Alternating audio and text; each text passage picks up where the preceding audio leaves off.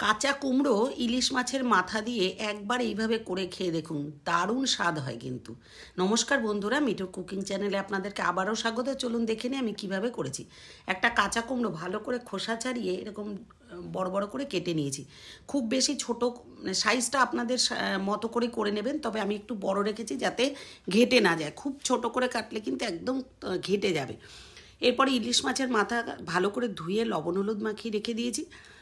আর নিয়েছি আলু, দুটো মিডিয়াম সাইজের আলু ঠিক এইভাবে পিস করে নিয়েছি।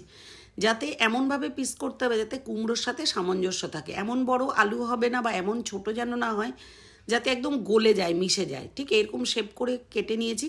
এরপর কড়াইতে তেল গরম করে নিয়ে, সর্ষের তেল গরম করে নিয়ে মাছের মাথাগুলো একটু লাল লাল করে ভাজা করে নিয়েছি, বেশ ক্রিস্পি করে, মানে বেশ ভালো করে কিন্তু ভাজা করে নিতে হবে। আর ইলিশ মাছটা আনার সাথে সাথেই যদি রান্না করা হয় তাহলে কিন্তু খেতে অনেকটা বেশি ভালো হয়, রেখে দিলে একটা গন্ধ ছাড়ে। এরপর 1 চামচ সাদা জিরে আর একটা শুকনো লঙ্কা ফোড়ন দিয়ে আলুগুলোকে দিয়ে দিলাম। দিয়ে একটু ভাজা ভাজা করে এরপর কুমড়োগুলো দিয়ে দেবো। যেহেতু কুমড়োগুলো একটু বড় করে কেটেছি, এই জন্য কুমড়োগুলো কিন্তু এই সময়টাই দিয়ে দেবো। দিয়ে একদম গ্যাসটাকে লো টু মিডিয়ামে রেখে, খুব হাই ফ্লেমে রাখবো না, খুব ভালো করে নাড়াচাড়া করে বেশ টাইম ধরে 3-4 মিনিট ধরে কিন্তু টাইম ধরেই ভাজা ভাজা করতে হবে। দুটো কাঁচা লঙ্কা, লাল রঙের কাঁচা লঙ্কা দিয়েছি। আর দিয়ে দিলাম 1/2 চামচের থেকে একটু বেশি হলুদ আর স্বাদ মতো লবণ, আর 1 চামচ জ্যাগেরি পাউডার দিয়েছি। যেহেতু কাঁচা কুমড়ো এর মধ্যে কিন্তু একটু মিষ্টি দিলে খেতে ভীষণ ভালো লাগবে। ঝাল লবণ মিষ্টির টেস্টটা ভালো হলে তাহলে কিন্তু খেতে অপূর্ব লাগবে। এরপর দিয়ে দিলাম জিরের গুঁড়ো একদম ওই কাঁচা সাদা জিরে যে তার গুঁড়ো দিয়ে দিলাম 1 চামচ। দিয়ে আর কিন্তু কোনো মশলা দেব না, ভালো করে নাড়াচাড়া করতে থাকতে হবে। এরপর ইলিশ মাছের যে মাথাটা ভেজে রেখেছিলাম জাস্ট 2 খণ্ড করে, মানে ভেঙে ভেঙে দিয়েছি। চাইলে আপনারা খুন্তি দিয়েও ভাঙতে পারেন।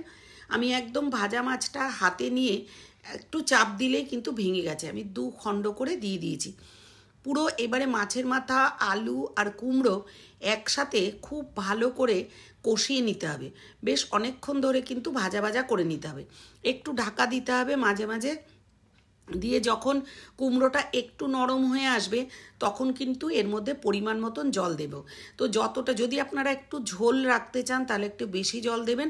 আমি গামাখা রেখেছি বলে আমি একটু একটা সাদা বাটির 1/2 বাটির একটু বেশি জল দিয়েছি, পুরো 1 বাটিও কিন্তু দেইনি। তো আপনারা যতটা ঝোল রাখবেন ততটাই জল দেবেন। আমার চ্যানেলটা যারা সাবস্ক্রাইব করেছেন তাদেরকে অনেক অনেক ধন্যবাদ। আর যারা এখনও সাবস্ক্রাইব করেননি, যদি আমার ভিডিও ভালো লেগে থাকে তো অবশ্যই সাবস্ক্রাইব করে আমার পাশে থাকবেন। বেল আইকনটা প্রেস করতে ভুলবেন না, যাতে পরবর্তী ভিডিও আপলোড করার সাথে সাথে নোটিফিকেশানটা আপনাদের কাছে যায় আর আপনারা দেখতে পারেন। আমার কিছু বন্ধু আছে যারা এই ধরনের রেসিপি রিকোয়েস্ট করে আমাকে যে তুমি কেমন করে রান্না করো, সেই রেসিপিগুলো ভিডিও করে দিও। তো এই জন্যই আমার এই ধরনের ভিডিও করা। তো আর রান্না করতে ভালোবাসি তাই করি, আর ভালোবেসে ভিডিওটা করি আপনাদের জন্য। তো দেখুন আমার কথা বলতে বলতে রান্নাটা একেবারেই হয়ে গেছে। এবার একটা সার্ভিং বলে শিফট করে দিলাম। গরম ভাত শুধু এই কাঁচা কুমড়োর তরকারিটা থাকলে কিন্তু একেবারে জমে যাবে। যদি বাচ্চারা যদি খেতে না চায় কুমড়ো, এইভাবে একবার রান্না করে দেবেন, আঙুল চেটে খাবে। তো পুরো ভিডিওটা কেমন লাগলো জানাতে ভুলবেন না। ভালো লাগলে অবশ্যই কমেন্ট করে জানাবেন।